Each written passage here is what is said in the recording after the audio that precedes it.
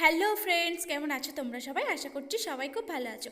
আজ চলে এসেছি ট্রেন্ডিং একটা রেসিপি নিয়ে। হ্যাঁ, তোমরা নিশ্চয়ই গেস করতে পেরেছো, আজকে বানাবো আলুর চিপস, ইনস্ট্যান্ট আলুর চিপস।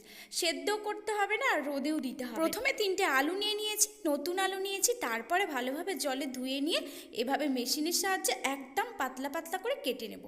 এরপর একটা বোলের মধ্যে আমি আলুগুলো নিয়ে নেব, নিয়ে বরফের টুকরো দিয়ে প্রায় 15 মিনিটের মতো ভালোভাবে ভিজিয়ে রাখবো। ভিজিয়ে রেখে একটা গামছার উপরে সমস্ত আলুগুলো দিয়ে ভালোভাবে চাপা দিয়ে জলটাকে 2 থেকে 3 বার করতে থাকবো, যতক্ষণ না পর্যন্ত আলুর গায়ের রস একদম শুকিয়ে আসে। এইভাবে ইনস্ট্যান্ট আলুর চিপস বানিয়ে তোমরা প্রায় 1 মাস রেখে দিতে পারো। কড়াই তেল গরম হলে লবণ দিয়ে দেবো। এরপর তেল গরম হয়ে গেলে আলুগুলো দিয়ে দিচ্ছি। এবার এপিট ওপিট করে হালকা লাল লাল করে ভেজে নেব।